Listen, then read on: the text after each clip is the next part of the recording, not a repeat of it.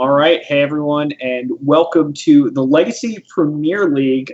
This is our top 8 matches. It's going to be a little bit different from what we've been doing. I'm Rudy Brixa here alongside Mac Doyle. Mac is going to be playing later today, but for now, we're going to have a little bit of fun. He's going to help me commentate some matches. In our first match, we're going to have Michael Bonde versus Jayne. And the way that this tournament structure is going to work is we're going to play kind of a King of the Hill game, where each player is going to submit 3 different deck lists. They'll play one at a time. If you win, you have to stick with your deck for the next match. If you lose, that deck is gone. You can no longer choose it. You have to play with the other 2 decks. First person to basically lose 3 is going to be out. Basically, the first person who runs out of decks. Yeah. Whoever. When you run out of decks, kind of can't play anymore. So yeah. We'll be moving on after that. But anyway, we got a pretty interesting set of choices from each player, and we know some of them. We don't know all of them, and we are pretty excited for this first one. And our first one is going to be Michael Bonde playing 4-color loam, and this is kind of a deck from a season's past. This is something that we saw for a while when Miracles was a really big deck, and once Miracles kind of started to adapt to beat 4-color loam, we definitely saw the deck take a huge drop off. Also has a huge problem with Sneak and Show, so it was pretty easy to see this deck kind of go away. Yeah, I think it's really strong in a world without Miracles, though. Punishing Firelock with all these Deathrite Shamans running around is very strong. Right, that's definitely a good point. One of the benefits, I guess you could say, the biggest winner for Miracles ban was creatures. Definitely, I would 100% agree with that. Yeah, so Terminus gone, Source of Plowshares gone. All of a sudden, Source of Plowshares and Terminus, people are trying to play this silly kind of Neo Miracles deck with Corden, but that's just people who just have locked on to Miracles, and they're just so sure they can't play anything else that they just keep playing it over and over and over again, despite the deck not being very powerful. But yeah, for sure.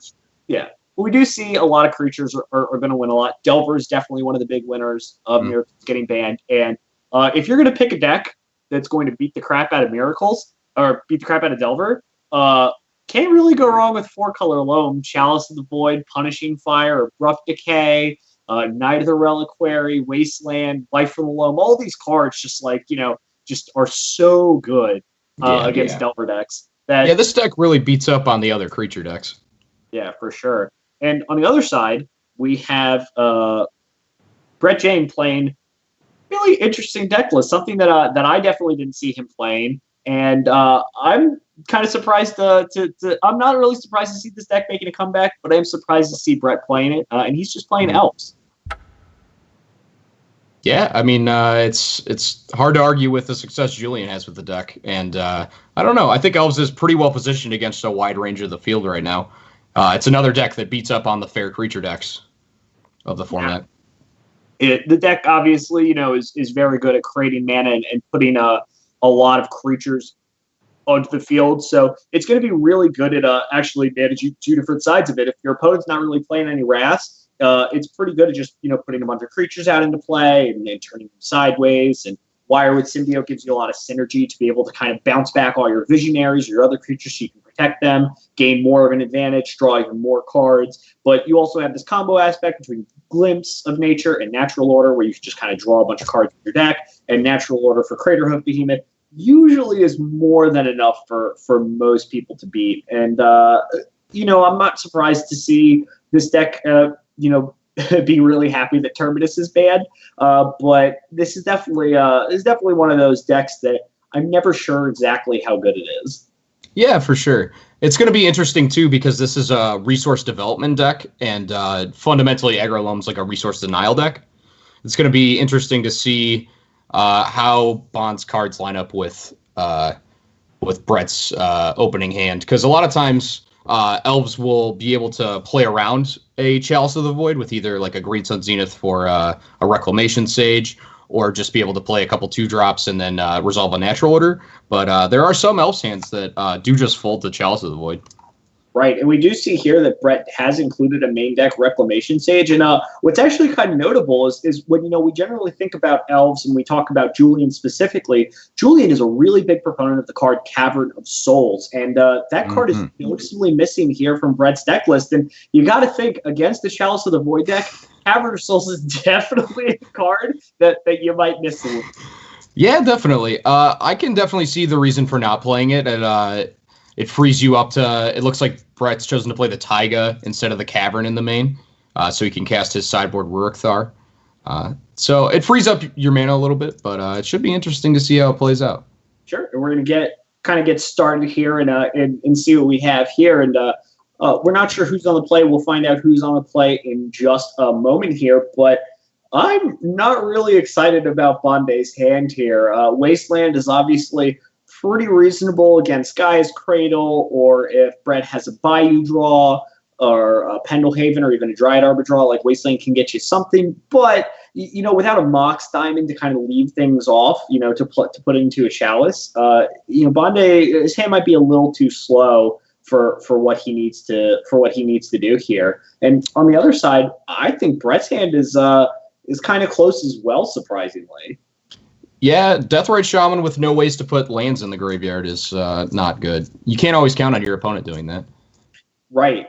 We do know that in general. This is really interesting here. I think Michael Bonde might have accidentally clicked on this Chalice of the Void to put in a Chalice of the Void on 0 here, and I think this Moto misclick might end up hurting him a little bit down the road, especially with Mox Diamonds in his deck. But it looks like both players kept, and Verdant Catacombs, Chalice of the Void pass, and Brett's going to go ahead, draw a second Natural Order, not great here, and plays Bayou and Deathrite Shaman. Yeah, it's interesting. That may not actually be a misclick on Chalice of the Void. If you have 2 Chalices in your opening hand, you can afford to spend one on 0 in case your opponent is playing combo, because like these lists are not public, so he doesn't know that Brett is not playing a Lotus Petal deck. Sure, that's actually a really good point here, and it looks like he was just kind of that is a pretty reasonable thing here. But we're going to see Green Sun Zenith off the top for Michael Bonde here, and I wouldn't be surprised to see this Chalice of the Void on 1 go ahead and enter the battlefield. Yep, that's seems like the standard game plan against any Deathrite Shaman deck. I hope is this Chalice of the Void on 1 just kind of goes ahead and gets there. And see a pass back to Brett, and Brett is going to draw Heritage Druid, and Heritage Druid is not really what Brett wants to draw here. He really wants a second land to be able to cast a Reclamation Sage on this Chalice of the Void, but otherwise it doesn't really have much to do, so he's going to go ahead and pass back. And Bonde draws what perhaps is one of the best cards that he can draw, although not great in this spot. That's a Punishing Fire off the top, but with no red sources here, it's kind of a little awkward, and now Bonde has to decide how he's going to go ahead and take this turn off. Brett did miss a land drop. How interested are you in wastelanding this Bayou? I think I'm really interested in wastelanding Bayou. It's really interesting to note too that Michael doesn't know that Brett is on Elves yet. Just leading Bayou Deathrite Shaman doesn't necessarily indicate that he's on Elves, and so that may really shape what Michael Bonde decides to do this turn, because like a non-Elves deck may have more or less 1-drops than Elves. Yeah, but it seems here he's going to lead off with Wasteland, Deathrite Shaman. He's going to go ahead and float black here, maybe represent Abrupt Decay, possibly even represent just eating something with Deathrite Shaman, but Bonde's smarter than that. He's going to go ahead and let this kind of just pass through. Not much to do here. And it looks like this Urborg into Green Sun Zenith for 1. It looks like we're going to see a Deathrite Shaman go ahead and hit the battlefield. And, Deathrite Shaman, obviously a very powerful card. Also one of the more interesting battles for sure between these two decks. When you're trying to leverage your Deathrite Shaman, generally the deck that has untappers is going to win, but right now all Brett can do is just pass back. He's going to discard a Craterhoof Behemoth, and now Bonde's in a place where he just has to kind of sit on this Punishing Fire and try and force Brett to act. Yeah, for sure, and this kind of plays right into Bonde's strategy of being the resource denial deck. Like here, he gets to exile the Wasteland to make red mana in response to Punishing Fire the Deathrite Shaman. It's a really strong play. Right, and now we've seen Brett, without a land drop for a few turns, is getting really punished here. And Kaya's Cradle, not the greatest draw in the face of Wasteland here, but it's not the worst. You definitely are going to want it in play. At the very worst, it can tap for black at some point because of that Urborg in play, but Bonde's just going to go ahead, not mess around. He's going to Wasteland it, play Grove of the Burn Willows, cast this Knight of the Reliquary, and put himself pretty firmly in the driver's seat. And Brett has nothing to do but a Guile's Cradle and a pass back. Abrupt Decay's the draw here for Bonde. Great card, not really needed right now.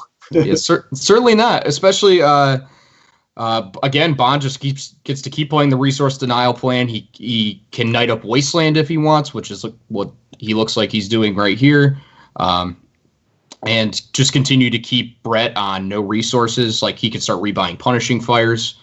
I would say Bond is a large favorite to win this game. Yeah, would not be surprised here to see this Knight of the Reliquary go ahead and eat away, eat away at this Bayou to go ahead, get a Wasteland, get a fetch land into red source here is going to let him start utilizing Punishing Fire a little more.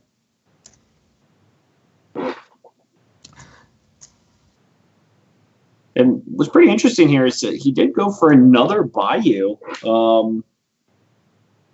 Yeah, I think he's just on the plan of growing Knight of the Reliquary. I don't think he's threatened by Gaia's Cradle with no creatures and no other lands. Yeah, certainly not a threat, although I do kind of really want it. And certainly the next turn Knight of the Reliquary is, just going to kind of grow bigger and can eat away and get another fetch land. But I think at this point, just making sure you have another red source in play is good. Knight of the Reliquary now can start attacking Liliana off the top here. Is going to be good at just this game is firmly in the driver's seat for Michael Bonde, but we'll see here. It looks like really interesting here is he just played Liliana the Veil and passed, and another non-land off the top for Brett. Brett's had enough. He's seen enough. He's packing it in. He's not getting to this. And we're going to go to post board here. And what's going to be really interesting is we're going to see a lot of really good sideboard cards for Michael Bonde, and also some reasonable sideboard cards for Brett. But between the two, I think Bonde's sideboard cards are going to be a lot more impactful. Cards like the Guard Charm, Ethersworn Cannon, Swords to Plowshare, the Maelstrom even. Yeah, he's definitely able to play the control role a little more post board, but I kind of like Brett's position actually post board because he gets to board out. I don't know if he's going to, but he could certainly board out some number of Glimpse of Natures and kind of get off the combo plan and just board in Progenitus and Rurkthar and kind of get into the what Elves does well, which is just kind of a grindy aggro deck, drawing cards with Wirewood Symbiote and Elvish Visionary. And Elves has a lot of inevitability, especially if you don't put it on a clock. So. Yes, certainly the case here. And Bonde now has to play this kind of weird sideboard game is, what can I afford to board out to board in all of my removal? And if I board in enough removal, am I going to have enough ways to actually win the game? Or am I going to be in a situation where I'm going to use all my removal, then do nothing for several turns, and then Brett's going to draw his way back in? Yeah, absolutely. And it's hard because Bonde really just does have so many good main deck cards. Like even Liliana the Veil gets easily overwhelmed by Elves, but Liliana on a naked board is very strong at keeping Brett out of the game.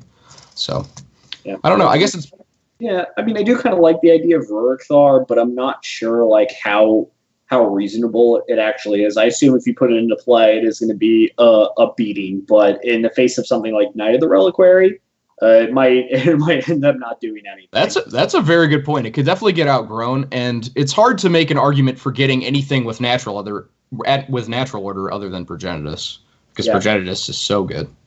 Yeah, Progenitus is just such a beating. It's just so hard to beat. And Michael Bonde, if he boards out all of his Liliana the Veils, he's going to find himself having a lot of trouble with only Toxic Deluge as his card of choice to kind of find out here. And we have a pretty interesting hand here on both sides. I think Brett's kind of happy with his hand, but I also wouldn't be surprised to see him mulligan. He does have a lot of 1-drops here, so he's particularly weak to Chalice. Looks like that is what he's going to do. He's going to mulligan. We are going to see both players take mulligan here. And how do you feel about these kind of Elves hands? I'm not really an Elves master. I'm not sure how much you're familiar with Elves, but how do you feel about these Dryad Arbor as your only land hands? I really don't like them, especially you can assume that Michael Bonde is boarding into more removal spells, either Source of Plowshares like he did, or something like a Fatal Push. I think mana stability is what I'd be looking for in an opening hand from Brett. Right, and we see Brett actually take a mulligan down to 5. He's going to keep Bayou, Wirewood Symbiote, Double Natural Order, and Abrupt Decay. Not a terrible hand, but he is going to need a little bit of help here. And wow, Michael Bonde off the top, Chalice of the Void with a monster already. A crushing draw. Yeah, that is going to be great here, especially with Brett so far behind here. And it looks like a follow up of Either Sworn Canoness is going to leave Brett with need a lot of help off the top of his deck. Elvish Visionary, not really where he wants to be at this stage, especially with no lands. Brett's go ahead. I was just going to... Brett's short on mana this game. If he draws the second land to hit Abrupt Decay the Chalice, I think his hand is really turned on. Like Bonde doesn't have Punishing Fire going yet. He doesn't have any removal spells in his hand. I think if Michael's just clocking Brett for two a turn with Ethersworn Canoness, I think he gives him a real shot to get back in. It's all about the clock. Yeah, we see here Greenson Zenith off the top, not going to give him a lot of help here. And wow, Wasteland off the top. Monday is going to go ahead and set Brett back. And Brett's really had a lot of trouble these last couple of games with mana, although, clearly of no fault for his own. Just an unfortunate draw where, it's weird because when you think about Elves, you do not really think about them getting mana screwed a lot because the deck is just so mana heavy and they just have 2 basic forests in their deck. But we do see here that, no lands off the top for Brett in these 2 games. That's going to leave him way too far back. Elves, you're done. That's strike number 1 for Brett here. And Michael Bonde is going to take match number 1. So now here's the really interesting part. If you're Brett, you know that your opponent's going to be playing 4-color loam. So now you get a little bit of a leg up. You get to pick one of your last 2 decks, whichever one you think is going to be the best for beating 4-color loam here. And I'm really interested to see what he's going to choose here. But we do see that I do like Michael Bonde's deck a lot right now. That's a very good choice. Yeah, Chalice is going to be great against most of everything. Man, so many notifications. Sorry. But we will be back in just a moment. Brett is just kind of putting together his second deck here. But I actually really think that 4-color loam might be kind of due for a comeback. Chalice of the Void is going to be pretty powerful against a lot of the combo decks. And Gaddock Teague is also going to be really good. And that's generally the toughest thing. The question is do you think that with 4-color loam available, is that a deck that you're going to want to take into like a Grand Prix where you might play against a bunch of Storm decks or maybe a Show and Tell deck? Show and Tell is generally very good against these kind of against 4-color loam. Yeah, for sure. And so it's really hard to, sometimes you have to hope you have to get lucky. And the question is like, how much do you think you're going to play against Delver versus how much do you think you're going to play against combo decks? And how are you supposed to build your sideboard to beat all the combo decks that you're possibly going to play against here? Like, one of the things we know about Brett is he's a big fan of Sneak and Show. He played the deck a really long time. And we see here, and this is actually his deck, and this is really interesting here.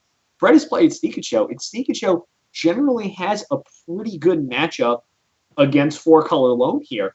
And game 1 is going to be really tough for Michael here because he has to try and fight through this deck that is just doesn't really care that much about Chalice, although obviously consistency is great. But it just kind of is really good at kind of brute forcing things. And Bonde just doesn't really have a lot going on in the main deck. The only real way to kind of beat Sneak Attack is Gaddock Teague. Yeah, for sure. And you can still show and tell in a sneak attack. I think Bonde wins that match the same way Agrolome wins a lot of matches, though, by just like the mana denial strategy. You can wasteland him off of Ancient Tombs. You can play Chalice so that he can't play Lotus Petal. And the Agrolome deck is surprisingly resilient to show and tell because you can put in Knight of the Reliquary and then Knight up Caracas. Right, that's definitely really good here. But that's a lot harder to play around if you're not sure what your opponent's doing. Oh, absolutely. But we do know Brett knows 100% what his opponent's playing. He 100% has a good idea about what's going on with Bonde's list, and he has to have a really good idea that Caracas is going to be one of the answers, and Knight of the Reliquary off show and tell is going to be one of the answers here. So I wouldn't be surprised to see Brett take his time to set up a sneak attack and just go ahead and use that to kind of end the game. Definitely, and that's like what it was so interesting about this tournament format is that Bonde is operating with no information, and Brett now is operating with full information or close to full information. Right. So it's gonna be pretty interesting here. Do we know what happened to my OK? I'm perfectly fine, JJ. Thank you. The chat worried about my mental health and physical health. That's already gone. Don't worry about me, chat. So we do have some interesting hands. Not knowing what your opponent's playing definitely gives you definitely makes your life a little bit harder. Where Brett's certainly going to have an easier time deciding what he wants to do. And this hand is definitely one of the more interesting hands from Sneak and Show, where you have an answer to like an early Chalice or an early Liliana the Veil. You have a draw spell. You have a Force of Will. You have a bunch of mana, but he has to find a lot here. He needs to find a show and tell or a sneak attack. He also needs to find a creature. So I wouldn't be surprised to see Brett kind of, shift this hand looking for something a little bit better. But, I also wouldn't be surprised to see him keep this hand as well. But yeah, it's interesting. I think he wins this match by being proactive rather than reactive. But if he can stop the first couple lock pieces from Michael and he can't find action off the top, then he has all the time in the world. And this is really interesting. Bonde's on the play. Both players kept their hand. Bonde's on the play, and he actually led off with a Wasteland here, which is pretty interesting. But basically, he's assuming that if his opponent's going to be playing a deck with Wasteland, that might not be something he doesn't want to give up one of his real mana sources in exchange for that. Bonde's going to go ahead and draw Gristlebrand off the top. Perfect. And this Ponder is just going to see a couple of creatures and a Simian Spirit Guide. Not really what he wants. So he's going to go ahead, shuffle that out, draw a second Ponder. They're pretty happy drawing a second Ponder here, I think. And Michael Bonde is just going to lead off with the Chalice of the Void. He now has a good idea that he's playing against a deck that definitely is going to be a little bit weak to Chalice of the Void. Force of Will met by Brett in a pass back. Yeah, it's really interesting, too. Brett's hand really has to either chain cantrips or immediately find what he's looking for. Otherwise, I don't know, Bonde is just going to keep deploying these lock pieces like the Gaddock in his hand, and it's going to make Brett's time much harder to win, especially like Michael is opting to play the Gaddock here instead of the Knight of the Reliquary because the Knight of the Reliquary can just be show and telled into play. Right, and this is a really interesting one. Is Brett just show and tell off the top, and he has to decide now if he wants to jam and hope his opponent doesn't have a Knight of the Reliquary or Caracas in it, or if he's just going to go ahead and jam anyway. And I think it's better to just jam here. It looks like that is what he's going to do. Worst case scenario, Bonde has to take his turn, go get a Caracas, and Brett just gets to draw 14 cards. And I'm pretty sure that if you draw 14 cards, you're pretty unlikely to, kind of lose that spot here. And it looks like he's just going to go ahead and draw 7 now. Yeah, it's interesting. I don't know if Brett has an answer to Gaddock in the main, and so he may be totally off the sneak attack plan. And if he's off the sneak attack plan and Michael knights up the Caracas to deal with the show and tell plan, I don't know if Brett has a way to win now. Well, you could show and tell and sneak attack. Oh, you certainly could. I had not considered that. Yeah. that's really what he's looking for, and I wouldn't be surprised if that was Brett's plan, was hope he drew show and tell and a sneak attack, and so he could go ahead and fire that off here. And I think the real question is for you is what Bonde has to do. He has to go. He has to get this Caracas. He has to bounce that Gristlebrand. He has to attack for 2. The question is are you going to draw 7 if you're Brett? Basically. That is a good question. Because it looks like he may be on 2-turn clock after those wastelands happen. I guess actually, yeah. So it'll be definitely a 1-turn clock if he draws the Gristlebrand, but it looks like it'll be 2 more if he doesn't. And I think drawing 7 might be more worthwhile, just because 1 draw step is not worth as much as the 7 cards you would draw off Gristlebrand.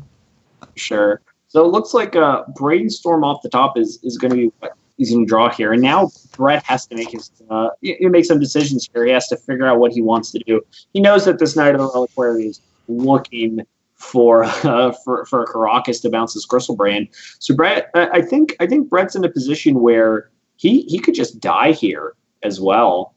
You could just die to this Knight of the Reliquary and this Gaddock.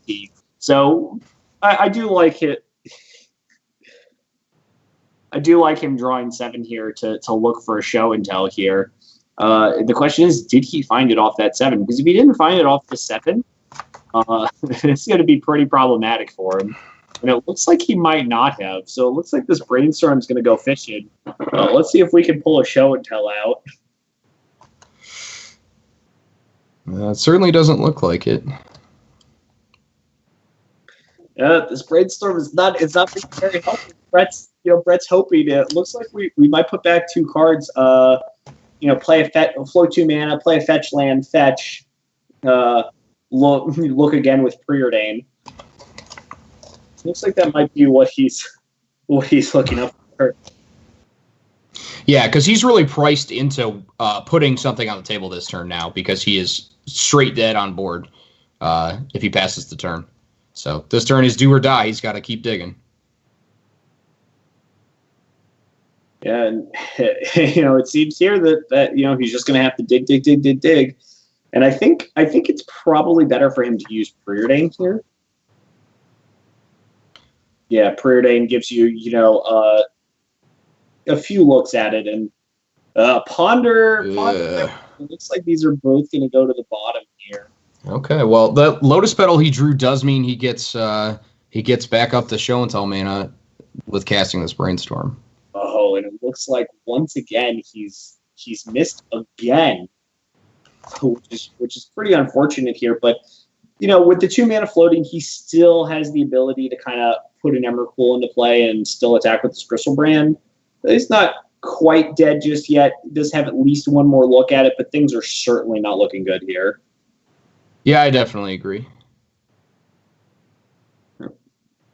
Yeah, I think at this point you don't really have a choice. You have to just kind of jam out as much as possible, use this Ponder, try to find a show and tell. Yeah, I don't even see the route to victory here, though, because he doesn't have enough mana now. He just has the 3 mana. Oh, he drew Lotus Petal, but the Galaxy. Yeah, he had the Lotus Petal in hand, so if he found show and tell, he could sneak attack with and the Gristlebrand and either clear out Bonde's board or gain 7. But it looks here like he did miss.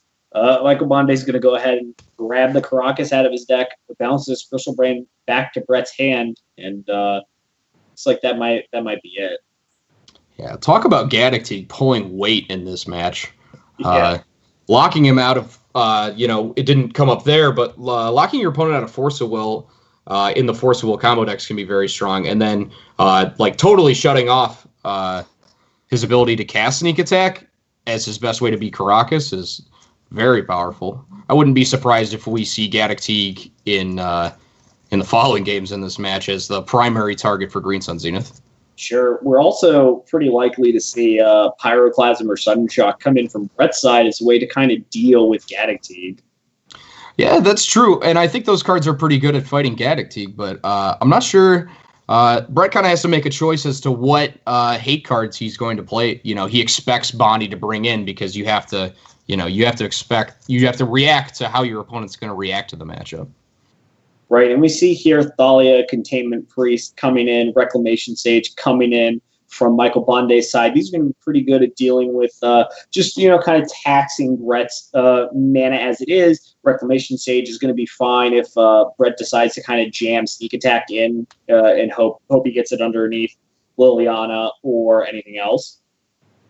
Yeah, for sure. It's going to be interesting to see if Brett brings in Blood Moon, because I think there are some hands from Michael Bonde that just cannot beat Blood Moon, like a turn 1 Blood Moon. Yeah, Blood Moon is just very, very dangerous. And it's, kind of interesting. You think this mana deck would be a little bit better, especially a green mana deck, much better at fighting through Blood Moon. But it turns out, with not I don't think he has even the one basic land. I didn't see if he did or not, but it looks like he might not. Oh, it looks like he does have the basic forest. So it looks like basic forest, Mox Diamond are all Bonde has here. Mm-hmm. And that's it. So if an early Blood Moon comes down and Bonde can't find a Mox Diamond, he just could be locked out of casting spells for a while. Definitely. Another note, too, is that even a later Blood Moon that doesn't necessarily lock Bond out of the game cuts off the key interaction with Karakas. Like, Karakas is one of the main ways Bond's deck interacts with. Right. I remember for a little while when Sneak and Show was super popular, one of the plans against Death and Taxes, besides boarding in Pyroclasm, was to also board in Blood Moon, because Rishan Port, Wasteland sometimes, but basically Rishan Port and Karakas were so devastating to the deck since the Death and Taxes deck just plays, 4 Revoker and some number of Pithy Needle, that, Sneak Attack is not very reliable. So a lot of times Show and Tell is where you got to be. Mm-hmm. Definitely. Yeah, these opening hands are definitely interesting. Yeah, Bonde has had some really interesting hands, and it looks like he's kept all of them, and they've all worked out for him. So obviously he's doing something right. But we're gonna go ahead and see. Wow, a preordained revealing Ancient Tomb City of Traders. That here is not going to be bad, especially with a turn 2 show and tell with potential forcible backup. But, I mean, even so, like a turn 2 Gristlebrand is never going to be bad. Even in the face of something like Knight of the Reliquary, I just can't imagine it's going to be, that terrible. Definitely. And drawing cards and going fast is the way Brett wins this matchup. I don't think he wins this match if it goes long.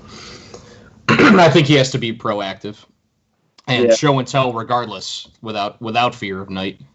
Yeah, sitting around, you just have to do it. If Bonde has it, he has it. There's not really too much you can do about it. Sitting around and waiting is, as you said, being proactive is where he wants to be. Absolutely. Yeah, so Gristlebrand's going to go ahead, join the fray. Knight of the Reliquary also going to, kind of step in here, and Gristlebrand's going to go ahead and just kind of draw 7 here. And I would almost consider that a whiff on Brett's part. That Gristlebrand draw did not find him the interaction he wants, either Blood Moon to deal with the Karakas that's incoming or Sneak Attack. This is kind of also like an interesting choice is, can you afford to, draw another 7 here? Because if he, has Karakas in his hand, then you're just dead on board. That is true. Yeah, it's certainly an interesting choice. Yeah, so we will see here. Of note, if Brett does have Sudden Shock in his deck, he can draw 7, play 2 Lotus Petals, and then Sudden Shock this Knight of the Reliquary. That is true. That is a real play. It's not a great option, but it is an option. Yeah, but I think Brett's, if he chooses to draw 7 more, is drawing to a lot more than just Sudden Shock. Like we said, like he's drawing to the cards that really favor his interaction. Right. And I agree. And like we see that he doesn't have a Mox Diamond in play because he didn't play it on turn 1, and so like even a Blood Moon off the top, turning off Karakas, and potentially his ability to cast spells this game seems like it would be very good. Yeah, for sure. We're going to see this this fetch definitely at the end step before Brett goes to clean up here, but it looks like he's just going to go ahead and discard an Emrakul here. And this is an interesting discard here. And part of the reason I don't like this discard is because you're now shuffling in 6 cards into your deck that you don't want to draw. Mm-hmm. So instead of having, X amount of cards back, to kind of draw into, now you have even less of those cards to draw into. So, this is kind of dangerous here for sure. Yeah, that's true. I mean, Brett does have double Force of Will, and so I can see him being really incentivized to keep up blue cards besides Show and Tell to pitch to Force. Yeah, and I actually do like this line of play potentially for Michael Bonde. If he plays a Wasteland, wastes his Ancient Tomb, and then plays Chalice on 0, he actually holds Brett from being able to Lotus Petal his way out of Show and Tell and Sneak Attack here. So I definitely would not be surprised to see this get cast, and I'm maybe a little surprised that it didn't get Force of Will. Yeah, I'm very surprised it didn't get Force of Will. Like we said, if Brett lets that Knight of the Reliquary sit around for too long, it's gonna be able to wasteland him off of mana, and the chalice is gonna contribute to that. I think Michael Bonde is slowly gonna be able to sink his teeth into Brett's game plan. Yeah, and we're just gonna see the exact same sequence that we saw last game, where Knight of the Reliquary is just gonna go ahead and pass being active and force Brett to make all of the decisions on his turn. So Bonde gets the maximum use out of his Caracas while putting all the pressure on Brett here. And now Brett has the decision he has to make, and the decision is are you going to draw 7 here and look for your Show and Tell into Sneak Attack, or is this going to be it? I don't know. It's so hard to justify drawing 7 when you are locked out of the fast mana of Lotus Petal. It's certainly true, but it looks like he is going to draw 7 here. He does find Sneak Attack. He does find second Show and Tell. Now the question is did he find a Soul Link? It doesn't look like it. Yeah. He does find Scalding Tarn, which presumably could get him basic unwastelandable red source. But it's too late in the game for that to matter because Brett is just dead on board to this Knight of the Reliquary. Yeah, and this is definitely kind of unfortunate because now Brett's not even in a spot where he can just cast Show and Tell, put in an Emrakul, because this Knight of the Reliquary can just fetch up double Caracas and just go ahead and get in there. And so if Brett didn't find a Soul Land here, this might be it for him. Yeah, I'm not seeing a way he can come back into the game. He also just drew the wrong sideboard card. If he had drawn Echoing Truth or some other bounce spell instead of Sudden Shock, he would be able to wait a couple more turns and hopefully draw into the mana he needs. But, he did find Ancient Tomb. So he will be able to create another monster because he has more Show and Tells than he knows what to do with. So that will mean he... Yeah, that's certainly true. The only problem here is it doesn't. The question is, and this is really interesting. Brett's going to go ahead and cast Show and Tell here. This is really interesting. If Michael Bonde doesn't respond and get a card, his Blood Moon would actually shut it off.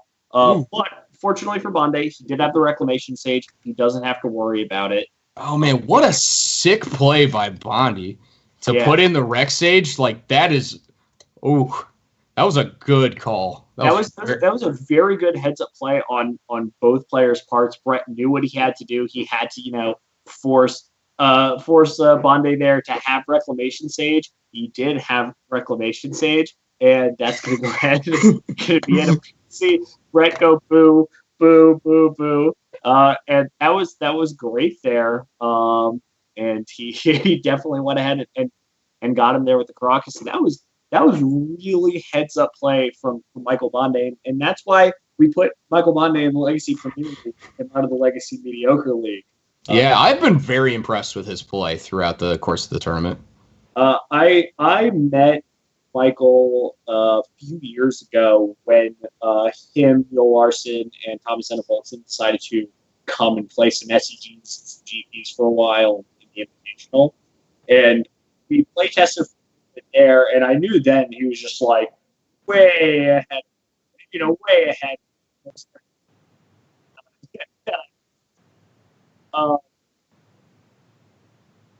Yeah, he's very good. Yep, All right, but it looks like we are going to be switching out our.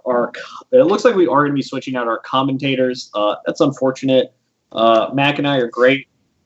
We despise you switching us out, but yeah, thank you very much for joining us. I'm Rudy Brixa here with Mac. Mac is going to be playing a little bit later today. As soon as we find out the winner of Michael Bonde versus Brett Jayne, and Brett is down 0-2, so he has to hope whatever his third deck is can beat all three of Michael Bonde's decks. And this is actually what's actually really neat here is because Bonde won 2-0, that no one else gets to see his other two decks. So he has decks even further down the tournament without people.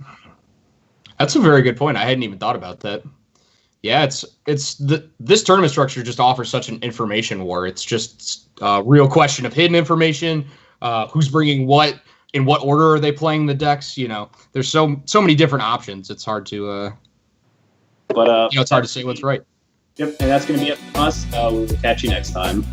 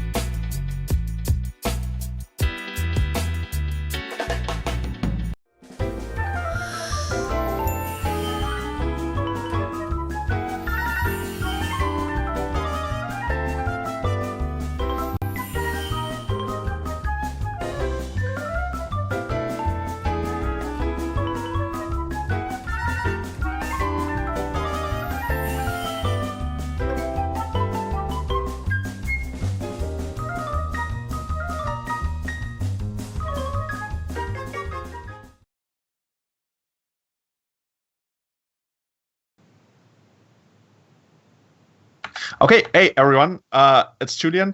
We got a raffle going on by one of our main sponsors from Card Hoarder. You can win one of their cool t-shirts tonight or one of their playmats, and on top of that you also get 100 of their like super cool Card Hoarder sleeves. So all you need to do right now is to type $Card Hoarder into the chat, and you will be added into our raffle, and I will draw a winner in about 1 minute or something like that. And yeah, let's get everyone in. Caleb, can you hear me? I can indeed hear you. These shirts do look sweet. I don't know. I like dragons. They look awesome. Which one would you prefer? Like the black one or the white one? Oh, I don't know. I think actually the white one, the dragon's got a little bit more of a dynamic pose there with its arms outstretched and the head up like that. Yeah, that's what I also like. Like our previous winners, some of them actually chose the black shirt, as far as I know. So you could be the first person to actually choose the white shirt, which I very much prefer. I really like the way it sits on that diamond, like it's hoarding the diamonds. That's the thing behind the Card Hoarder logo. Or you could also choose the playmat. Like if you don't have a playmat yet and you like the design of that, like you can actually see the dragon scales and the black part of it. Yeah, that's. Some people like black shirts just because, I mean, it's harder to tell if you get like a stain on them or something. If they get dirty, you know. So if you're very clean, then you pick the white shirt. That's like your sign to let everybody else know. Yeah. I'm not spilling my food. I never get drunk. I maybe mostly have black shirts. I'm actually wearing a white shirt, but yeah, that probably doesn't count it. Okay, so we got about 56 people entered, and I'm gonna draw a winner in like 10 seconds, so this is your last chance to get in. And I was informed, I have to state that this is definitely not rigged, so I actually saw some of our participants enter the raffle. Okay, I really hope they're not winning. I'm gonna draw the winner now. Definitely not rigged. That's what I'd say if I was rigging it. And it's gonna be...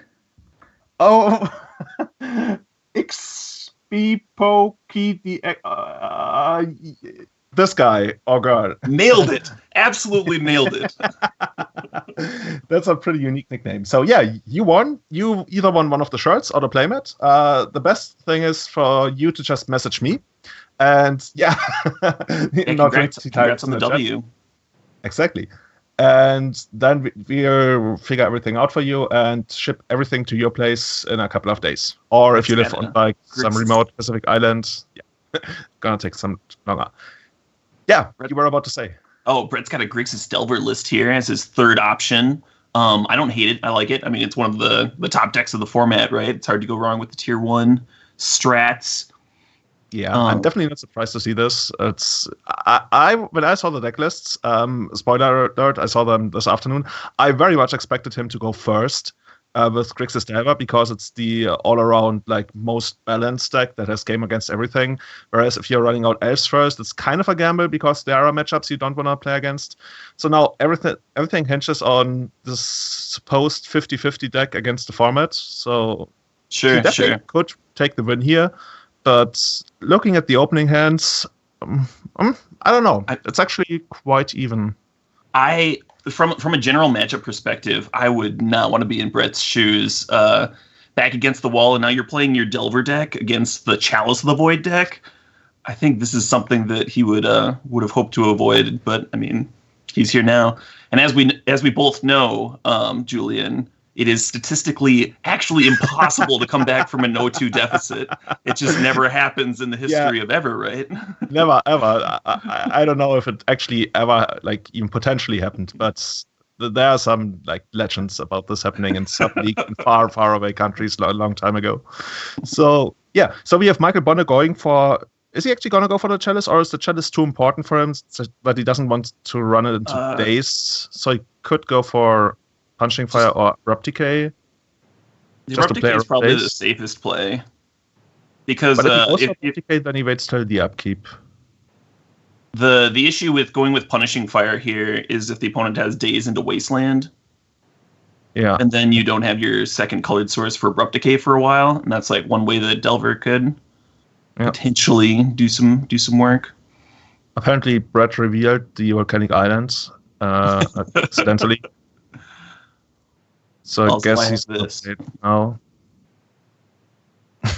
Do you think Bonde is even going to do anything end of turn? Okay, so this is interesting. I don't expect Brett to name Chalice of the Void here. He might name Knight, or he could also just name one of the removal spells because there is probably some reason that Bonde would play the Mox Diamond first.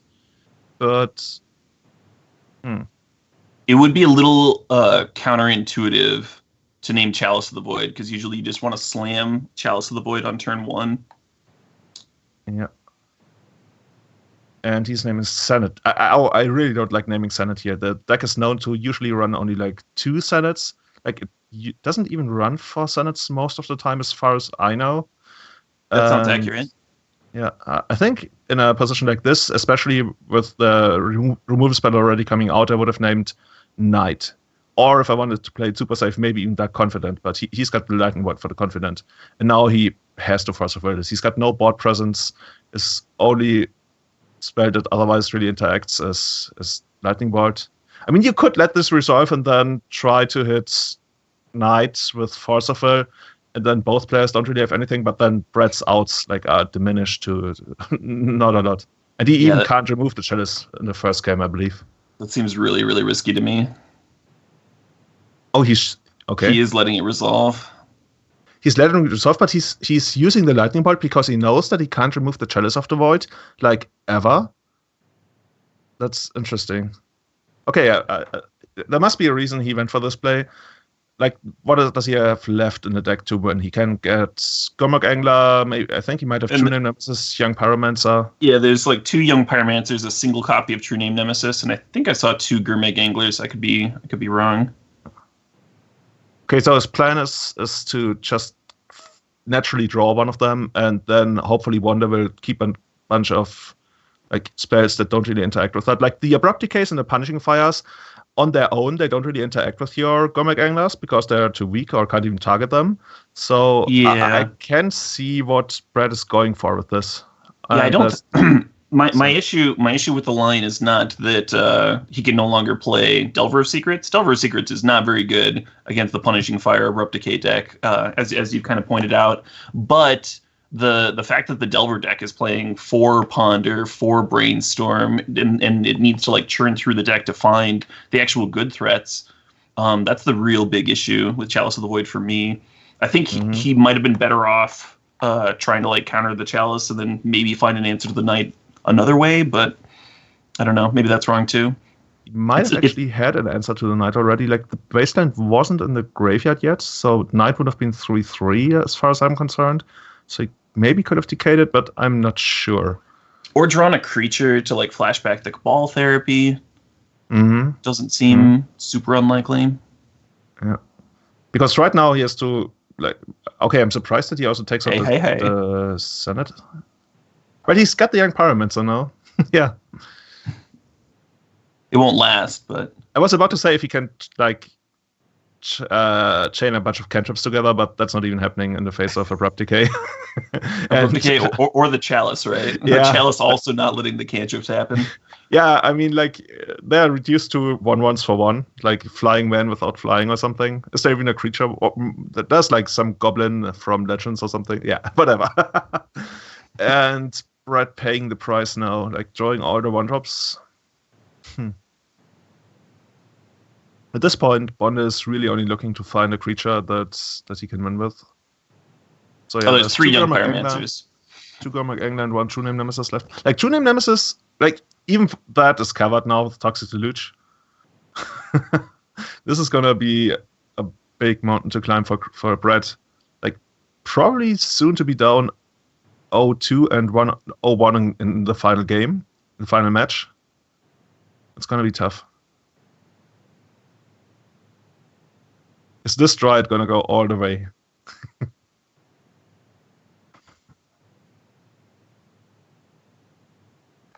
Force Will isn't terrible. It's going to keep the ooze from landing anyway. Yeah, but that's the kind of trade that Michael Bonde is going to do, like, all game long. And eventually, like, how many forces have even left? Probably like 2. And then you don't really have removal that can actually deal with the larger things, right? I mean, if Bonde actually doesn't really draw anything from this point out, and Brett hits 2 of the creatures that he wants to hit, like Gormak Angler and or True Name Nemesis, then he can start attacking, and Bonde is just at 14. So, like, if he has to remove the Gormak Angler with Toxic Deluge, he's down to 8. So I could see Brett taking this if everything goes his way, but it's gonna be hard. Especially with basically 5 dead cards in his hand at this point. Yeah.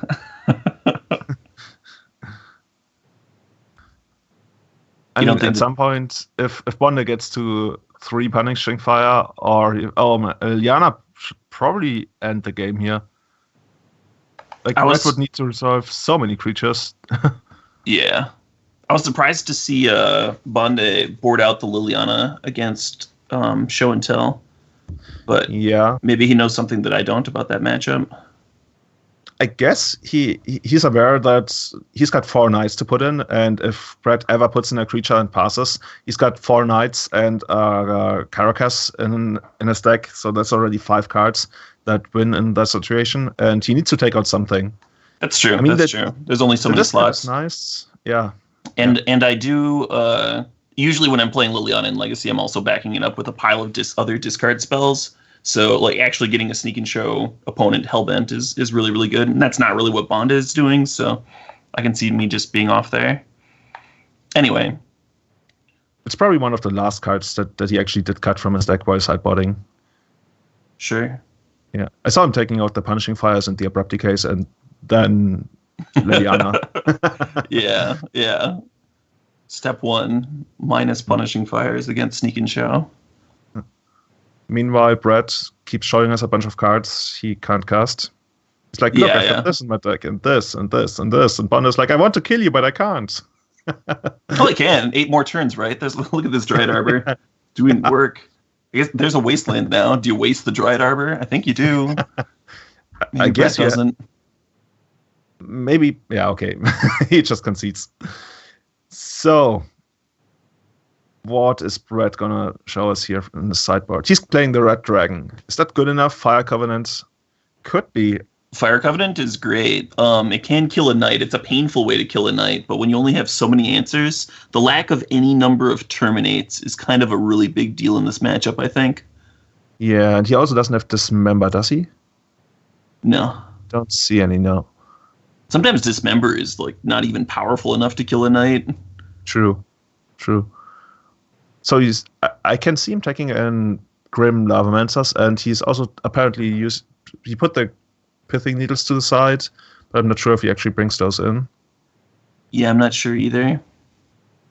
What is Bonde doing? Bonde, he brings in Pulse, he's got one Golgari Charm, and he takes out the Gardock. Oh, he takes out all their confidence, so he's very confident in just trading 1-for-1 and eventually coming out ahead with the bigger creatures and the recursive threats. Well, Dark Confident can be a huge liability against Delver, especially on the draw. Not just because they can be actually like applying pressure to your life total at that point, but just because it's so fragile, and you can actually turn on their lightning bolts, turn on cards that would otherwise be close to dead. Something that's interesting is Brett didn't bring in any surgicals, so as long as Bonde has the mana, he has free reign over Punishing Fire. Like, he can Punishing Fire all day long if he wants to, which is a huge advantage if the game goes late. Sure. So, and Brett sees a hand out of Bonde that can go for turn 1 Chalice of the Void, which Brett will then likely daze. And this is actually not bad. He's got an aggressive opener with Delver of Secrets and a Wasteland follow-up, and he can daze the first-time play out of Bonde, who then Bonde goes for the Abrupt Decay on the even second turn if he's that dedicated to running out 2 Mox Diamonds. Unlike in the group stage, the decklists aren't public, so he doesn't really know whether Brett has something like, I don't know, engineered explosives or something that could mess up his Mox Diamonds. In this matchup, have you ever played like tempo decks against Agrolome? I played Agrolome against tempo decks, but okay, sure. How often does Mox Diamond get Force of Willed? Is it a non-zero number? It sometimes happens, but most of the time they just want to go for like your big haymakers, and then ride the tempo train from there.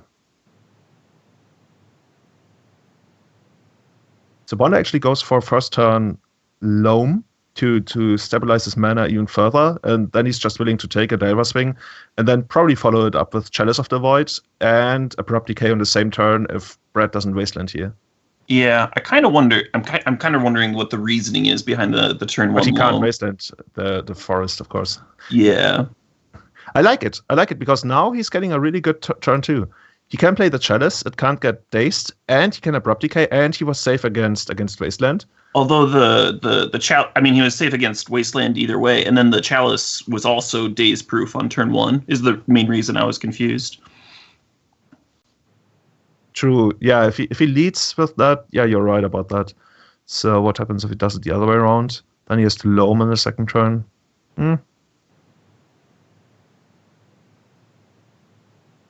So Chalice once again comes down. And he can still Loam into Decay if he really wants to. Mm-hmm. Maybe he was just eager to find to connect Punishing Fire with Grove of the Burn Willows sooner rather than later, which has happened. Brett just revealed the Underground Sea to Delver. Delver really doesn't want to flip. You show him all the expensive cards, and he's like unimpressed. He just wants to see more creatures, or actually more instants and sorceries, I guess. And with Chalice in play again, it's going to be so tough for Brett. Like, did you see something in the sideboard that he brought in that can take care of the Chalice now? No, I didn't see anything like that. Smash to Smithereens or something? So Brett is firing off 1-drops into the Chalice to fill up cards for the Delve on Grimeg Angler. And Bonde's Punishing Fire chain is actually also going to help fuel Brett's Delve, amusingly enough. That there is a path to victory there where he just plays a 5/5 and attacks. Oh, he didn't. Oh, Voltage just tells us he didn't reveal. He just showed us a different screen, so didn't make the same mistake twice.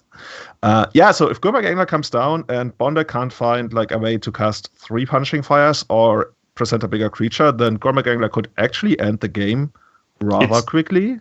Just a 3-turn clock, right? Yeah, but kind of. Yeah, actually at this point it's a 3-turn clock. Interesting. Do you, if you're Bonde, do you dredge the loam here? Like, is there anything you can find? Like, there's no maze or something, and even like maze gets hit by wasteland. So I think you actually have to draw. Like, you already have tons of mana, and drawing into more punching fires, I guess, could help, but then you would also need more mana. So the Gurmagangla is going to present an extra problem. Searching for 2 more punishing fires is probably not going to be fast enough. Oh, he dredges.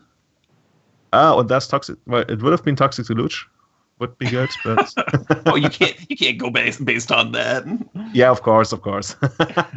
I'm just wondering what we are trying to find here with the loam. Right. Maybe same. We might have missed something in his list, or maybe the nerves are getting to him. Could be, but Bonde is one of the literally coolest guys I've ever met in Magic. Like, even if he loses, he's always like, yeah, sure. Like, we played against each other at MKM Madrid a couple of years ago, and he passed the turn with Death and Taxes against me, and he didn't port me, representing Containment Priest, like, really hard.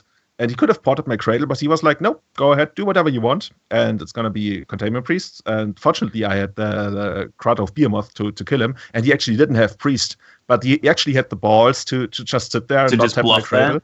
And exactly, bluff it real hard so I wouldn't natural order. And yeah, that takes a certain kind of player to do that. I like that. So, the zombie fish keeps crashing in. Bonde found a second Growth of the Burn Willows. Does that do anything yet? I'm not sure. The second Growth, it lets him cast 2 Punishing Fires in a turn. He can actually cast up to 3 Punishing Fires a turn if he has enough mana.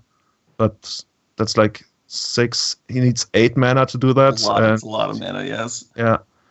The Dryad Arbor can like perma-block Gurmagangler when combined with the Loam. So the Mazavith and the Dryad Arbor might have also been what he was dredging for. That's like, build your own maze of it. Like, you've got Dryad Arbor and Life from the Loam. Yeah, you get a maze every turn, but you don't get to draw. So if he finds a cycle land, he actually does get to draw then. What Brett could do if he puts the Wasteland into play, and Bonde is only on 1 Punishing Fire, he could raise the second Growth when the first Punishing Fire is on the stack, so Bonde couldn't rebuy it. So, this is interesting, because Bonde plays the Dryad Arbor to block, and it's gonna get Wastelanded. Yeah. And Brett actually takes the second game, as far as I see. Despite the Chalice on 1, this is pretty much the game plan that he was going for in the first game when he let the Chalice resolve. And but the Angler never showed up. The Angler never showed up in game 1. Yeah. That's really cool. I wonder whether any of the players is going to adjust their sideboards. In that last bit of sequencing at the end there, I actually kind of like not firing off the Covenant the first time and using the Wasteland first, just in case Bonde draws and finds Night of the Reliquary, but he's probably dredging again. And that's a really good point. I was wondering about the same when he led with the Covenant instead of the Wasteland, because Covenant is almost guaranteed to clear the board. On the other hand, Night is bigger than Zombie Fish, so you take down your Zombie Fish with it, I guess. Yeah. Oh no, yeah, I'm stupid. This isn't Toxic Deluge. It's the Red Dragon that just kills everything you want. That's a good point. Yeah. Something I was wondering whether Bonde wants to bring in Thalia, which is always like quite the annoyance against Delver decks. And yeah, with him with him being on the draw, I maybe didn't like it, but being on the play like he's now, I could like that. I think I agree. So how are these openers going to play out? I actually like Brett's hand. Like, Bonde doesn't really have anything aggressive or controlish going on for him. Like, he's probably going to end of turn Swords to Plowshares the Deathrite, and then cast Chalice, which will resolve, but he's not. Okay. It's interesting. Very meticulously playing around days, even while on the play. Yeah. Like, as far as I'm concerned, this hand looks like Brett is just gonna steal roll him. That's but let's see. I mean, Bonde's deck has a lot of great draws it can find. Like, even a Knight, if it's just active for a couple of turns, can get you very far, or just outright raise the True Name Nemesis. The problem is, like, True Name Nemesis plus Young Pyromancer, that's like a point where it's really hard to raise on the ground, assuming that Brett eventually finds a couple of cantrips. So, what's this gonna be? Do you Wasteland on that turn?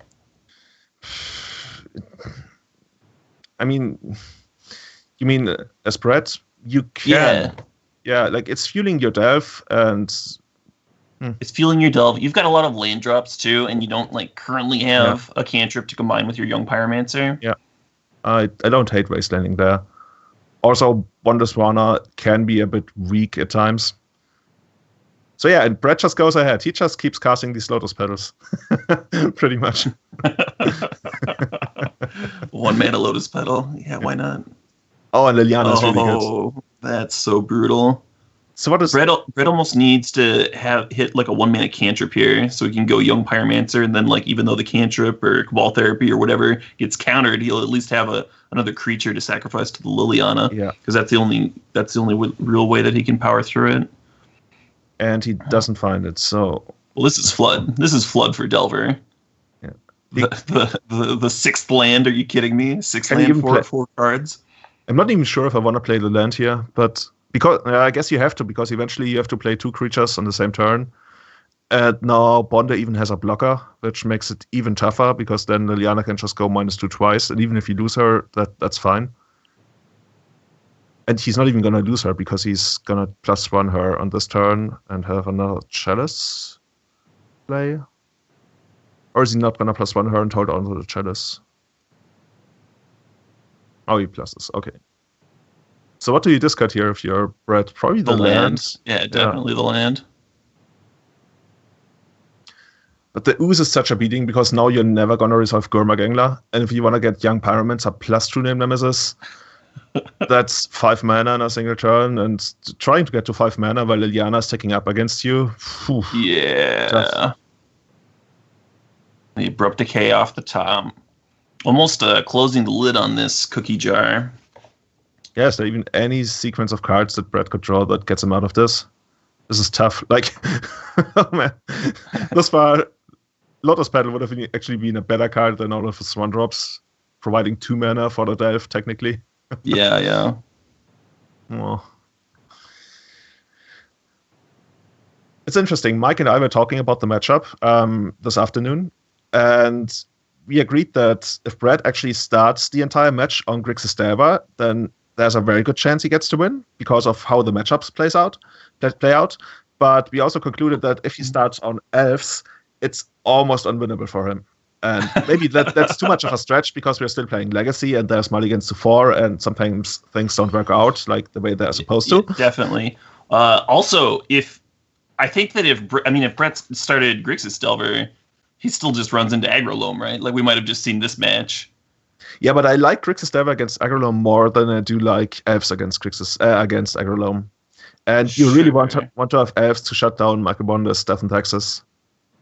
And I guess at this point, I can mention... Maybe he thought that Bonde was going to start Death and Taxes, and so he like first level thinking is, well, yeah. I should have my answer to that. Yeah, of course. Like, in the end, no matter which way you do it, there's always one way that will make you look like stupid. And I'm not like calling him stupid, but sometimes it just plays out that way. I'm just saying this because you take your 50-50 coin flip. It comes up tails. You're like, oh, I'm so dumb. It's like, well, no, why would I ever pick tails? Yeah. Now, I'm just mentioning this because I think actually maybe I shouldn't say this, because Michael wants to keep the other decks he wants to play in the future a secret. So, yeah, I'm not going to reveal the third deck that Michael would have played. Wow.